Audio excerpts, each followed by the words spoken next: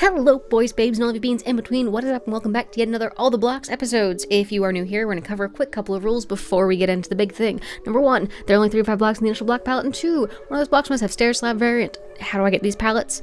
Well, very simple. You comment them. Now what that means is I am taking random block pallets given me by all of you lovely folks, and I am turning them into something.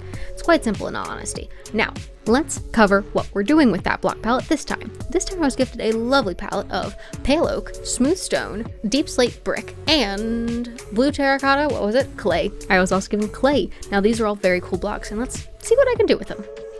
Let's talk build. So this specific build, I actually was looking at this exact block palette that was given to me several weeks ago, and I just could not figure out what I was doing with it. I think I have 5 different iterations that I had attempted to use this palette on before I gave up and moved on to a different palette for that week.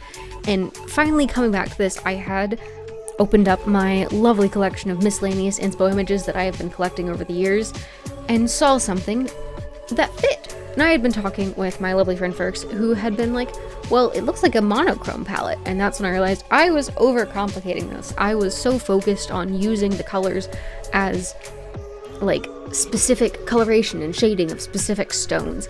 And while it's not perfectly monochrome, her statement made me realize that I was overcomplicating. This was just a pale, washed out palette compared to my usual stuff, which is fine. It was a fun challenge, and the fact that it took me multiple weeks to realize that I was chasing a lost horse, trying to figure out how I was going to catch a horse on foot. You don't catch a horse on foot. It made me realize that this was being overcomplicated, and so I went back to the drawing board. I was digging through my info and just looking at stuff, going through what do I like, what do I feel. And the plus side was I have been building an excessive quantity of things up in the sky, up in the air, creating these mass airships that are on stream, on my stream that I do over on Hypermine. And my airship station that I have built this past season is this strange, whimsical science sci-fi. It doesn't have to make sense. It doesn't have to be based on reality. It can be based on a strange sketch that someone had to inspire them to create something. And so that's what we chose. We chose to then expand on this and create something strange and new. And so I saw this image that looked like it was supposed to be attached to a hot air balloon. And I was like, that's an option, but what if it wasn't? What if it is somehow propelled, controlled, used, extending its own existence without that? And so we came up with this strange pod-like structure controlled by, levitated by, powered by these little things that are dangling off of it in this bottom crystalline shape that while it isn't actually a crystal, it looks like some sort of magical stone that powers it. And I think that that does a good job in creating this strange whimsy to it that isn't too complicated, but the structure itself expands on and takes advantage of the fact that I don't have a lot of variety when it comes to slabs and stairs in this. I only had the deep slate, and then I had the slabs of the smooth stone. Smooth stone only has slabs, it doesn't have stairs. And so I got to play with the levels and the intricacies between that, and then because the pale oak was specified as stripped in the original prompt, we ended up not taking advantage of the planks, which made it even more difficult. So I'm working with predominantly a dark tone, and then everything else is these lighter pieces. So I'm trying to find ways to highlight without being overwhelmed in the darkness because I was so focused on shape for the longest time on this. And in the end, I'm quite happy with how the way it came out. It's not a traditional build, but it is something unique and fun, and would be super cool if you had it floating next to a cliff face, and it's able to be boarded that way, and you just live in this off of the side of something. I think it also gives the energy specifically of like a flying city on a planet that can't touch the ground. Overall, I'm very happy the way it came out. I really kind of wish I had found a way to justify or explain the science of why it floats more, but I think it is fun and whimsy in the way it is, and I'm quite happy with what it looks like overall. What do you think? Alrighty, so this is definitely not my normal style. This is definitely something a little weird, and I want to continue on the weird train, and I haven't done an interior on a house since I did, hold on, where is it? I believe it's over here. It is this little blue Victorian house. I think it's the last thing I did an interior on, unless it was that one. I don't know which order these were, but I have not done an interior on any of these bases or these houses in a while, and I think we're gonna mix it up and do some interior on this because I can't exactly terraform. anything. Kind of trap myself into doing the it's fine. We're gonna do an interior though.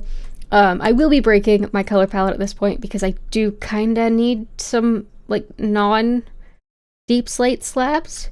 But we are going to try and stick with blocks similar. So we're gonna work with some pale oak slabs. They're cute, they're nice, I like them. But we are gonna try and get some design in here, add some lighting, add some interior, make it like a fun and usable space, which I think is going to be our best bet. So on a quick glance around, quick look at it, I'm thinking the most efficient method is to make a floor that's up at this level. Hold on. Actually, let's take advantage of the fact that this is already built into our palette, and this allows for us to connect the space together organically pretty easily. Trim that out. Let that be the step in. But then we can also do slabs. My other thought is a central pillar that runs up through the middle should provide a easy place to stick stairs in or a ladder in that allows for it to be easily traversed. That should be good enough for the moment, but something like that. And there we go. We might also punch a couple extra holes in so there's more windows. I didn't exactly leave a ton of room for windows, but it definitely works given the space, given the design. I think we'll figure it out. But I didn't want to do too much in terms of affecting the integrity of the structure. So let's fill this floor in. I'll come get the stairs. I think we'll end up doing a ladder instead of a staircase. As like majestic as a staircase can be, this is a very small space and stairs eat space quickly. But we'll see. We'll see what we come up with. So that quickly, wow, that actually like really seals the deal on this space already. Okay. The other thing I want to do is I want to seal this roof in so that it's not something you're looking into. I don't like the color of it, but it looks nice from the outside. Same thing here. We're gonna drop this dome down to seal the space, get rid of some of the steep slate. There is just so much of it. We'll leave that open. Fill this in. Let it have that little bit of movement, I guess. I guess that's a good word for it. Visually bright. We're going to add some lighting, obviously, and I think we're going to end up putting a floor up there that'll be like the mechanical as to how this is flying. Okay, let's break there so we can get through.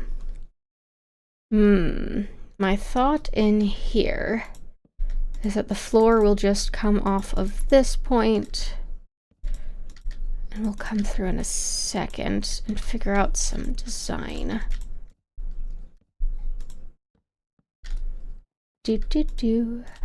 Okay. Pale oak is honestly something I haven't used a lot just because it is such a bright block. But this color palette really sells it, in all honesty, and makes a very interesting and fun brightness to it. Okay, now in terms of lighting for this space, what am I feeling? I mean, sea lanterns provide that bluish tone that we already have, but the frog light purple might just be better. Yes. Okay. Hold on. Let's compare. Frog light. Frog light it is. We'll do some in such a way that it kind of seals itself around. Can I get rid of that? No. Well, we can slab it instead. Hold on. There's a slab. There we go. That's better. And I think we are going to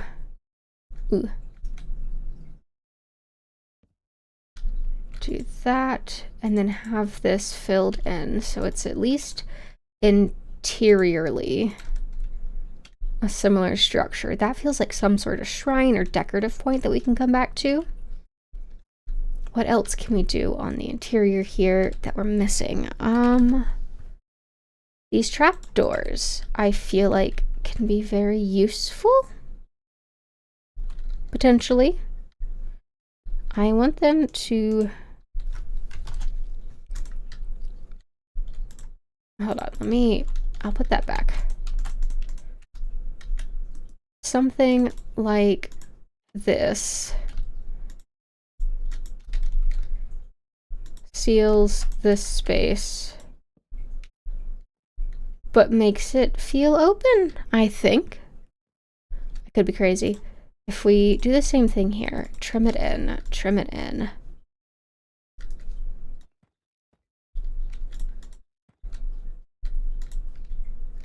That's nice. I like that. Yeah, now I just gotta do that on every part. So this is the idea. That's how we're gonna do it. We're gonna make this interior usable, make it a functional space. I'm going to keep playing with it, and we'll come back with some more details and some final touches in just a bit once I've gotten the bulk of it done. So let me see what I can do.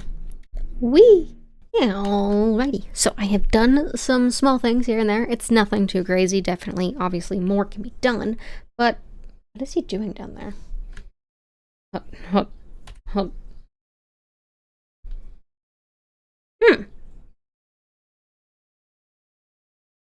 I have a bad idea. We're distracted. I was on a mission. I was really well thought out. But now I can force people to live in the building. Hey, get in the boat. Get in the boat. Great.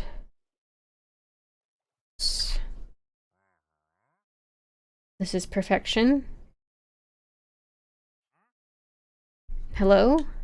This is a wandering person's home, therefore a wandering trader should be the resident. I need the llamas in first. Hold on. Ugh. Llamas are in. Llamas are secured. Don't fall. Okay, good. Oh, no. Okay, yep. Everybody in. Well, this is a grand tour. Here, you're now my guest. Welcome to your new home. You have a lovely little kitchen. Nothing too crazy. Just a little bit of nice storage. Here's your new workspace. Hold on. Hold on. There we go. Welcome to your new workspace. This is a bed. You have a skull that lives on your lovely little shelf space. You have this beautiful window that you can just gaze out into the wonderful space. Obviously, the place you came in on is not typically a landing platform, but you know, an option. It's another little view space. Put some torches out here. As we did in here, we looked at these little lamps. I got some little pots. Got a singular plant in here. If we go down here, which y'all can't use ladders, but it's fine, we have this lovely little, like, presentation space, which I feel like if someone is visiting, this is the space they're brought into to look around, observe, and like as they travel more places, they pick up more things. And I feel like this building is like an observatory space for like an anthropologist or somebody who goes around the world and studies things. And it's like this is the banner of their organization as they go around the world and observe. But overall, it's very simple. It's very straight to the point. None of these are particularly complicated designs. I extended the walls in certain spots, added these pieces. I think overall, like, there's more you can do, but I didn't want to go too crazy as I haven't really done an interior video in a while. But I do think that it's fun. It's to the point, given that I can't really do anything exterior.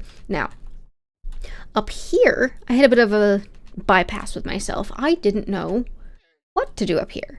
And so I would love you all's input as to what you think you would do in here. Please comment. Please give me some recommendations. I'd love to come back eventually because I do think in the next couple of episodes we might do a here's 5 builds we've done. Let's do their interiors. And so I'd love some input on what you think would be cool up there, or your ideas, or people you think have done super cool interiors that I should go check out. I had some pretty decent fun with this. It's a small space, so there's not a ton you could do with certain things, and there are some people who are wizards at fitting designs into small spaces, and I have mad respect to them, but I am not one of those people yet. I am still learning, but I think it was a good fun and a good challenge, nice and simple, quite easy to do. One of those things I kind of wish I had had more time to do is to justify how this thing moves. At this point, it really only has these lower pieces, as I have said previously, and they are like their levitation pieces or like the weights, etc. But I don't think I ever really made a logical reason as to why this moves. Sails were definitely considered. The image I referenced for this had a hot air balloon, which was nifty, but I don't think it quite fit what I was looking for, and I was trying not to be too excessive in the size for this. But I spotted this little island on the map, or this little pond on the map, and went, this is where it's going. And I am very happy with it. It's super cute. I think it's even funnier now that there's a guy in it. But this has been an absolute blast. I am quite happy with how it's come out. And on that note, I hope to see your lovely faces next time. If you have not already and you are still here, please do me a favor and hit that subscribe button. Every little subscriber counts, and I really do appreciate it, each and every one of you. In addition, if you've enjoyed the video, do me the big favor and like. And as I said earlier, if you had an idea, a concept, a block palette that you want to see me do, throw it in the comments. The rules were as stated at the beginning. And that is it for us today. Thank you so much for watching. Have a lovely rest of your day, and I will see you all next time. Goodbye now.